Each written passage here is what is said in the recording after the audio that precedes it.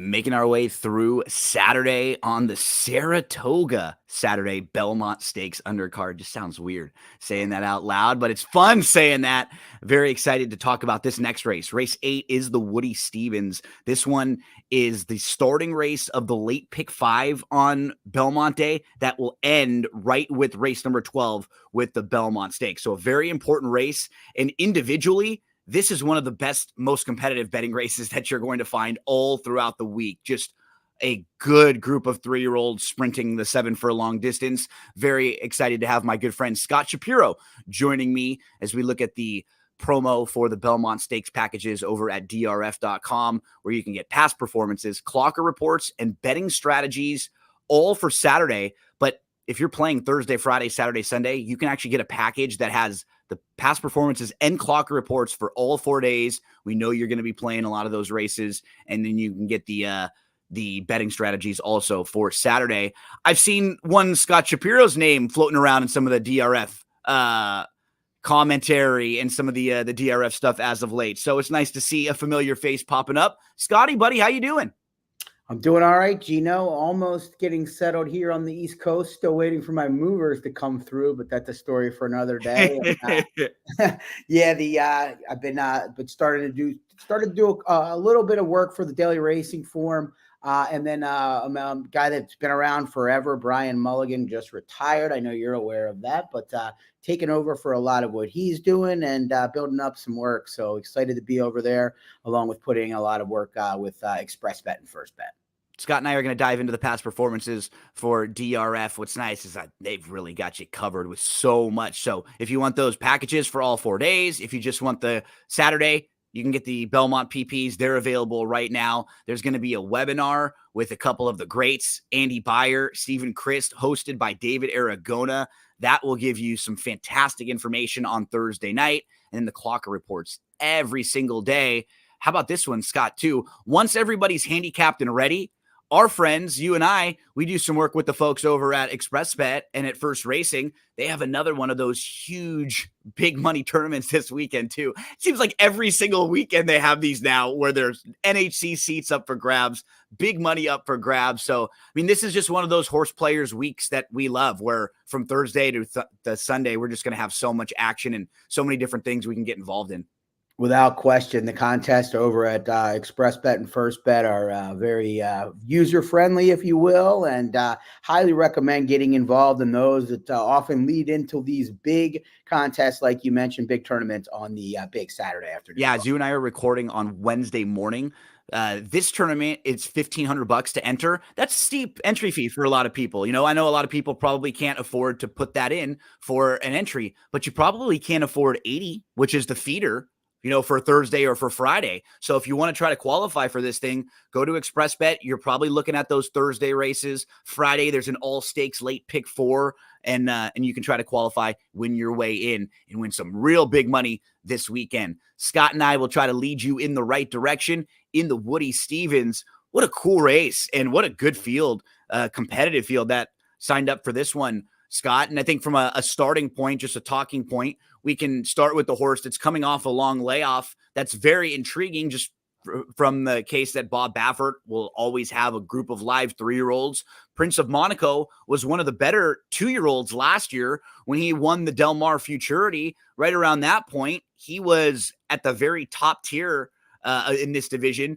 And then it just looked like maybe he was a little distance limited. He was only 5-1 going into the Breeders' Cup Juvenile. He missed the race at Santa Anita. That would have been the prep race before that. And then we haven't seen him since the Breeders' Cup Juvenile, but he comes back here for his first start since November. And like you would imagine for most Baffert horses, he's working really, really well. You can see all those works at XBTV too. I think his last 3 or 4 of them are all on there as he gets ready here. So from a talking standpoint, we can start with him. Where do you see him in this race, and is he the horse to beat? I guess you'd have to label him as the horse to beat. You know, he rattled off 3 wins sprinting, so has never been beaten going one turn. That said, you know, looking at those fields, he beat some quality competition, but he didn't beat a lot of horses in those races, and he was odds on in 2 of the 3 races. And when I say odds on, I'm talking 1 to 20. Yeah. The Breeders' Cup Juvenile, it says checked into the first turn, maybe a little bit of trouble, but I just think he was outrun that day. Maybe, like you said, some distance limitations, even though he has some distance pedigree on the bottom side. But freshened up. I've only found 2 times when Bob Baffert sent a runner in off the bench to Saratoga into a stakes race, and neither of the runners performed well. But man, I mean, it tells me a lot for him to send this horse to Saratoga to take on Grade 1 competition right off the bench. Yeah, and the horse that he had who ran in the Preakness a few weeks ago, I think a lot of people were expecting to be the pace setter of that race.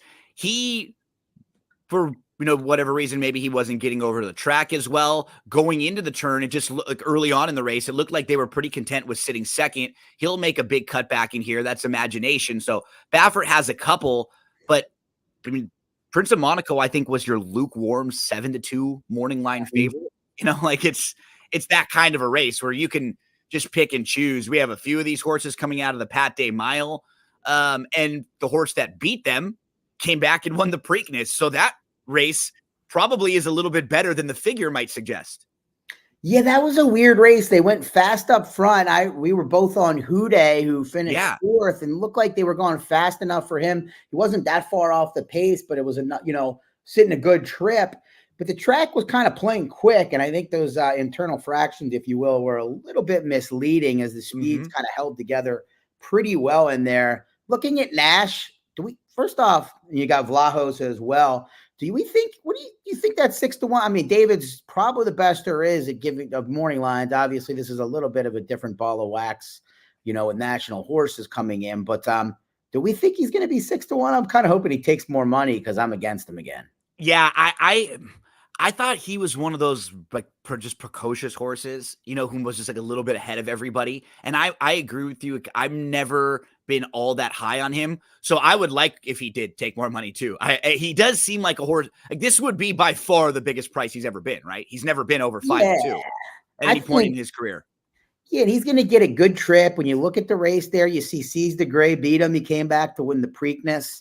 And this has just always been, a highly regarded horse. Eventually, the public will probably stop betting him if he doesn't win. But he had that win 2 back when he was the even money favorite. So, he should sit a perfect trip on the cutback. He draws favorably outside the main speeds, and that should allow him to just kind of swoop in with that stalking trip. But they might go quick. He might be in chase mode. And, I just think, like you said, that he's a horse that matured quicker than others. I'm willing to let him beat me.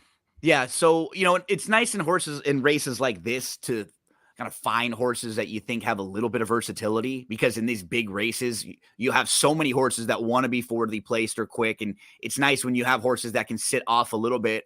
One that I'm kind of curious if 7 furlongs is the exact trip for him is Valentine Candy, because he's certainly a good horse, Scott, and he's actually a really funny horse to talk about because he was in a race last year at Saratoga that he won, where he earned a really low buyer speed figure, but the race kept coming back strong and they upgraded it. There were a lot of horses that were coming out of it. General Partner comes back out of that race and he ends up winning his maiden. And then he ends up breaking his maiden with a huge figure and then second in the Champagne. You go through a couple of these horses, like Dancing Groom was another one who comes out of that race, wins and earns a nice figure in doing so. So they end up upgrading this horse, and you can see for sure this is a horse that just doesn't really want to go that far. He's only been beyond 6 one time.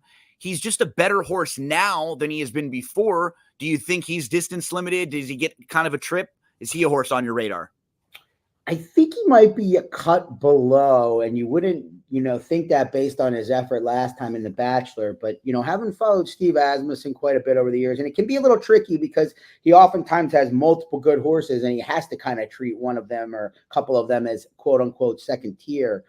But what I noticed with this horse is after the disappointing effort in the Hopeful, he regrouped and, cut him back, and cut him back a little bit at Keeneland, but he kind of kept him against, not to take away from the competition at Oaklawn, but it's kind of. But Lesser tier, he hasn't been in another graded stakes, right? Exactly. It's not, he had him at Oaklawn, not at Fairgrounds with him. And then he sends him the Turfway. That kind of felt like a weird spot. I know it's $250,000, but just hasn't been managed like a grade 1 horse. Now, that said, he could have taken that big step forward last time. And based on numbers, he sure did, to lead Steve to believe that this horse is ready for the big stage. But then you have to ask yourself, what kind of trip is he going to work out being drawn in between Frost Free and Barksdale and Vlahos, amongst others? Those are the three likeliest to show speed, in my opinion. And I think his best chance is stalking. I think he would prefer being outside those, like Nash is.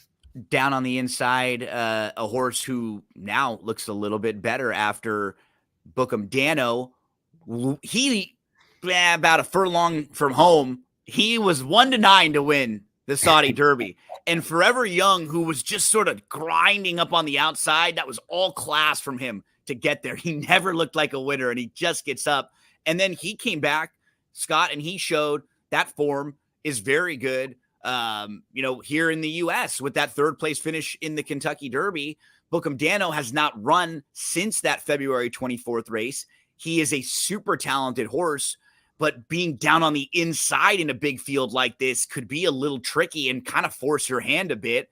I respect his ability, but he's another one who it's not going to be easy in here with all that to his outside.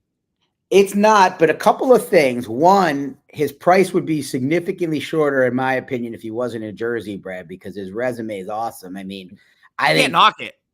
I think I can make a pretty strong case right now that Forever Young's the best 3-year-old on the dirt in the world, not just, not just back in Japan or whatever. I mean, I thought he easily ran the best Derby, all things considered. And then you've got a horse that really has done nothing wrong, and he gets Irad Ortiz Jr. Now, the rail scared me off originally, but, I think this field is going to separate, and I think this is a horse that has enough tactical speed to kind of cruise into that second tier and save ground. Now, it might be dicey, but we got the best rider, one of the best riders in the world. We've got a horse that can sit, has tactical speed, doesn't need the race to completely collapse, but can sit off the pace and let them go at it. So, to me, I'm willing to wager on Bookham Dano, especially if he gets slightly overlooked because of the variables that I mentioned. Yeah, he absolutely could. So many really, really talented horses in here to at least kind of pick your brain on. Another was Vlahos. I mean, this is the horse who was leading the way in the Pat Day Mile at the top of the lane. He's got like a 2-length lead on the field. He was fast from the outside. He couldn't cross over, though, so he was 3 deep the entire way around the track. And as you pointed out, sees the grade, comes back, wins the Preakness. He's behind Nash. I actually preferred his race over Nash's. And I think if I were to take one of those two horses, I would actually prefer Vlahos, even though there's a little more speed. I think he has more upside being more lightly raced, and he might be a horse who really does enjoy the cut back here, but it just comes down to trip, like we're talking about. Is he a horse that can sit off a little bit? What do you think about him and his chances in here?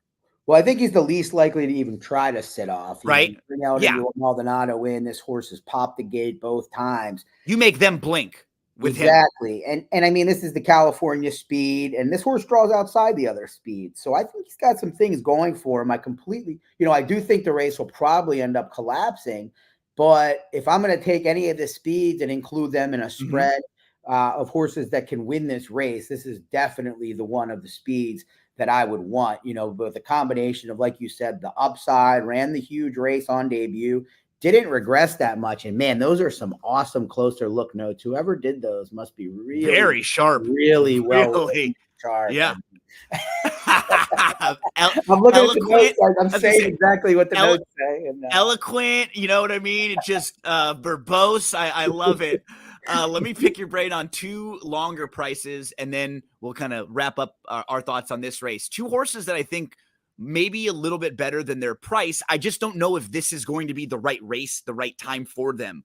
The number 6 Reasoned Analysis is a little bit interesting to me because when you kind of look at his form overall, he's light, super light on speed figures, but he could get a really good setup in here. Like the last 2 races make a lot of sense. He tried longer. 1 1/8 was just too far for him. They turned him back. He breaks the maiden at 1 mile, and then at 7 furlongs, he wins the Bayshore really easily. Like kind of and visually impressive. It didn't get a good speed figure. This horse was 9th, almost 10 lengths off early, and he just kept to the outside, and he really got going. I just have no idea how good he really is. And then to the outside, there's one more. The 12 BU, who is not consistent, but he's certainly capable of jumping up with a good race. His sprint races are very good, and he's been very good at Saratoga. Both of them are horses that are 15-1 on the morning line. If you were playing any multis, exotics, and spreading around, would either of those horses show up somewhere on your radar? Well, I'll go real quick with Reasoned Analysis, who was visually impressive, but notably has taken very little support at the windows for the Chad Brown Klarovich Stables combo, which generally are going to take a lot of money, particularly over the winter at Aqueduct. But maybe that doesn't matter. Maybe they knew he was a late bloomer and that what they saw last out on April 6th was enough to think that he's blooming, if you will, because it certainly was his best effort by far. So he's a lukewarm use for me at the price. You know, you're spreading out. You're expecting the race to have a fast pace. It'd be tough to leave him off. BU is the one that I have a lot of interest in, though, because, you know, while the pedigree, particularly, you know, being by Curlin, suggests this horse is a two-turn horse, and Todd Pletcher has continuously seemingly wanted to get him onto the Derby trail, he really has been best at one turn without question. I mean, he just doesn't. I mean, like, it just kind of looks right on the paper, right? I mean, sometimes it's like right in front of your face. If you just eliminate the races, the American Pharoah, the two maiden breaking races right before, or the maiden races right before and right after the layoff, and then the Bluegrass, and we just take and isolate those three sprints. Exactly. And, you know, the outside draw at two turns would be a big time negative, but this will keep him in the clear. Johnny V, this stage of his career, you know, tends to like to be outside anyway, so he won't have to work off the inside. But I think BU is about as intriguing as it gets on this card, where, you know, where long shots in terms of dirt races, where long shots might be hard to come by. You know, there might be some square prices, but if this horse is close to 15-1, I think he's very good value. Yeah, I completely agree. He to me is the most interesting horse from like a multi-exotic race. If you're playing like that pick 5 here, and this is a race where you're using a few, toss him in, because he's the type of horses you like playing in multis. He's not as consistent overall, so his form, he probably won't get bet as much because his form is a little spotty. He's in and out, but he makes sense, and he has a high ceiling, which is what you're looking for. With the types of horses we're playing, if they win every race, or if they're right there every race, they're not going to be bettable. You know, the horses that have some, you know, some muddied up form are the ones that we can look at and we can make some reasons. I call them reasons. My girlfriend Stephanie calls them excuses. You know, when I talk about them, so I guess it just depends what they are. Reasons for me, but you know, this is a fun horse, and this is one of those races I just love talking about with another good handicapper like you, because you can find many reasons for, or many reasons kind of against, so many in here. I think they're evenly matched in the sense that the horses who will take some money in here, we poke some holes at. You know, you have Prince of Monaco, who has not run in a long time, and this is a tough field. You have Nash, who just has been a little bit underwhelming.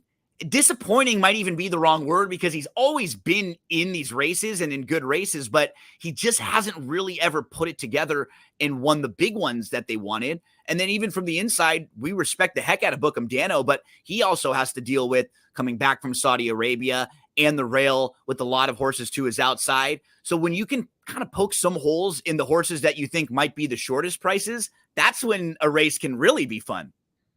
Without question. And, you know, I think we'd probably agree that you know, the favorites on there, maybe Nash, we're willing to completely let beat us. Not going to be surprised if the other ones win, but, you know, ideally you find a race where you just completely would be shocked if the favorites won, but those are few and far between. This is the next best. So Shappy, you have been doing a lot of work with Express Bet recently. We saw your name here in the commentary for DRF. Anything this week that you got coming up, or written wise? And we talked about this race. You were doing stuff leading into the Preakness, right? With the 3-year-olds, any kind of written like series or things that you're working on right now? One article that I should be out any moment, and it'll be out by the time people hear this, that I thought was interesting is the folks at Express Bet and First Bet asked me to rank. There's so many of those special wagers at Belmont this weekend. Nice. Instead of analyzing the actual races, that's great. Harder for the week, analyze the actual opportunities and which ones you would which ones you like more than others. Of course, I listed the 24% takeout pick for last and the 15% takeout wagers first, and went from there. But that's a fun wager. I'll have some my late pick 5 analysis on there, and then stuff throughout the racing form here and there. But just the normal stuff, just a little bit more of it. So, question right now in racing for a lot of people is whether or not we should change the Triple Crown. Should we move the Preakness a little bit later? Should we change the distance of the Belmont? That's something we could discuss in a future podcast and have a debate back and forth. But I will say, because they were forced to change this race this year, it probably came up a little bit stronger, not at 1.5 miles. I don't think Resilience would have run at 1.5 miles. I don't think the Wine Steward might have run at 1.5 miles. Who knows about Mindframe? We probably have 3 or 4 more horses in here because it's at 1.25 miles. And I think it just gives us a much stronger field top to bottom. Yeah, I mean, there's nothing for me to debate. I don't think there's any. I don't want the Triple Crown change. It's the one thing in racing that's been successful for as long as I've lived. And you start tinkering with the, we've seen a lot of stuff decline in our time as racing fans. I hate to see anything that's been so successful altered. But I do agree with your sentiment, and of this year, the 1.25 miles attracting more runners without question being. And I think Saratoga might have been too, for just the intrigue of it. Just it's going to feel different, right? Maybe, but these guys are so scared of 1.5 miles these days. I know. And maybe I would be too, but it's gotten to be completely over the top with the fear of it. None of them are bred to go 1.5 miles. Just run, Well, and even that and the wheeling back quickly too. We saw both horses that came, all 3 of the horses that came back, and then the ones that are coming back again in here too. They feel good coming into the race. So Seize the Gray and Mystic Dan. Your Derby winner 5-1, your Preakness winner 8-1, and you have Sierra Leone 9-5 towards the outside. We're obviously days out. Moving into the race though, right now, who are some of the horses that you might be cold on or hot on, or give me like a minute or a few seconds of some of your analysis once you saw the field drawn? Sure. Yeah, I was a little disappointed that Tuscan Gold didn't run. Yeah, me too. Me too. In my bet in the race, but I did. I think Sierra Leone is without question the likeliest horse to hit the board. Maybe one of the likelier horses in a field of 10 in recent memory to hit the board in a Triple Crown race. That's not going to be odds on. But that said, I don't know if I trust him to win the race. He's lost 2 races by very tight photos thus far. I know Chad Brown, the trainer, talked about, switching up the equipment a little bit, stuff a little above my knowledge base. But, I know it's so funny that you said that. I was going through the race with Andrew yesterday, and I said, just what you're saying. I said, so I was reading this article at Chad talked about all the equipment that he's changing. I have no idea what he's talking about, so I'm just going to read what they said exactly. And I just read Grenning's quote for like the paragraph. Well, clearly he's got that issue where he lugs in a little, for lack of, a more perfect term, and it costs him. It takes away from the efficiency of his closing Absolutely. kick.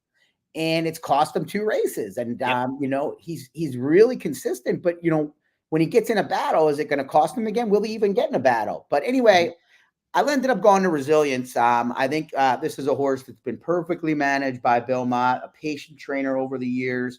Started him at the out of the 1.5 turn mile, the Wilson Chute, where the Met Mile will be ran out of, then cuts him back to the 1 turn mile, but never really sprints him. He knows this is a 2-turn horse throughout, and he just slowly gets better. He ran a solid 3rd from off the pace to Nash and Just a Freak when Nash freaked by 10 lengths. And then all of his races have been good since then. His effort over the Slop and the Risen Star after taking on Maiden, he ran great that day. I bet him that day. I'd bet him back again that day. Yep. And then ran well in the Wood with the blinkers going on, and he made that wide move.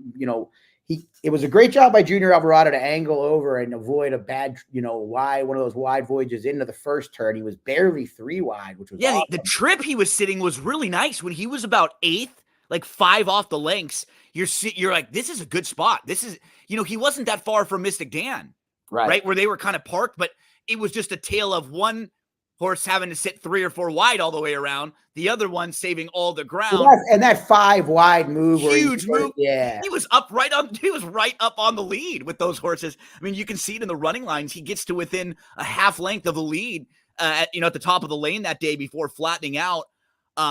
I like this horse too, Scott. I've just been kind of following him as an under the radar horse, and he's one to me that he was the last horse they announced for this race.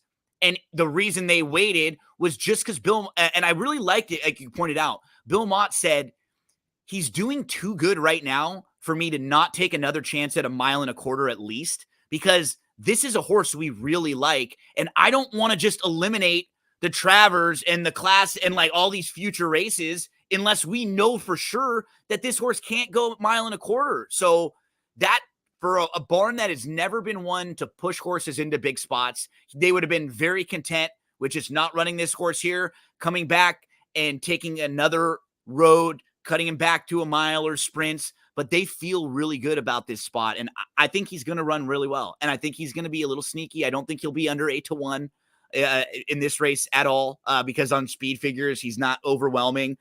That doesn't really bother me at all, because I think visually he was good. And we've seen where he stacks up with some of the better horses in this division. He wasn't far behind Sierra Leone when they were in the Risen Star, and he has an advantage over other horses with his running style. I think he can sit a nice trip and be pretty versatile in here. No doubt about it. I think he'll bet a little bit off that 10-1, but yeah, that's the one I'm most excited in terms of wagering a few days out. I think Honor Marie's intriguing as well. He ran a lot better in the Derby than he could have after being squeezed back at the start.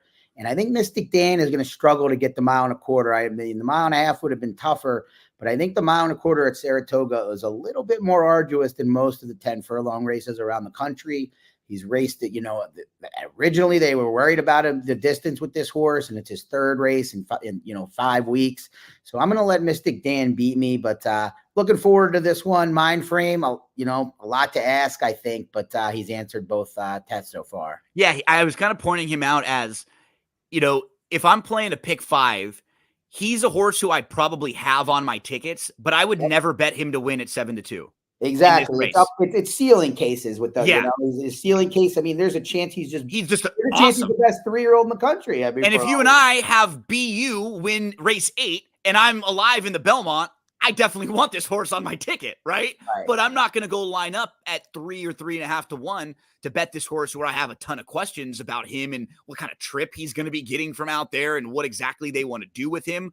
But certainly a load of talent there in a really fun edition of the Belmont Stakes at Saratoga. This is going to go as race 12 on Saturday, but we've got racing coming up on Thursday and on Friday, and we'll have plenty of opportunities leading into Saturday to make some money. We're going to be following along with our good friend Scott Shapiro too. He does a fantastic job covering racing at Scott Shap 34. You see his name in the DRF with some of the commentary. You'll see his name over on First Bet with some articles and some good written analysis. And Scott, shout out to our buddy Dustin over at First and Express Bet. He had a couple twins over. Yeah. Oh my gosh, I can't even imagine. I got a 4.5-year-old right now.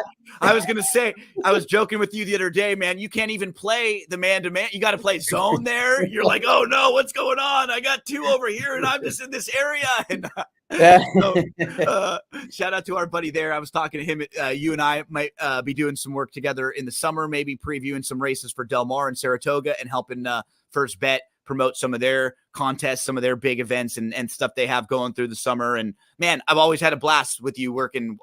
Just when we sit down and handicap the races, one of my favorite people to talk with, whether we are spot on in the race or whether we have different opinions. I always learn a little something from you. You always have some analysis or an angle on a horse that might have missed my radar. And I'm going to probably throw 1 or 2 of those horses onto my pick 4s or pick 5s after talking to you. So always respect your ability, and I appreciate your time, buddy. And more than anything, I look forward to hopefully talking more and more with you in the coming months. Yeah, buddy, it's good. We're nothing against our previous employers, but we're back. We're now centered at some of the same places, so allows us to do more work together. But keep up the great work. Feel the same about chatting with you, and looking forward to the weekend. Good luck to you in all of your plays. Thanks so much, everyone, for hanging out with us. We have a lot of these individual videos. And then if you need help with Thursday and Friday, Barry Spears joined me. We previewed the Thursday stakes races and then the late part of the card. And on Friday, we hit all of those graded stakes races to preview and to get you all set up. So plenty of analysis to try to help lead you in the right direction and make you some money this weekend, folks. Remember, before you get ready to play or when you're sitting down and loading up, you want to go to drf.com. Everything you need to succeed all throughout the week in the Belmont Stakes Racing Festival. We'll talk to you again real soon. Make sure to follow Scott and follow along with all of his written analysis and all of his work all over the place.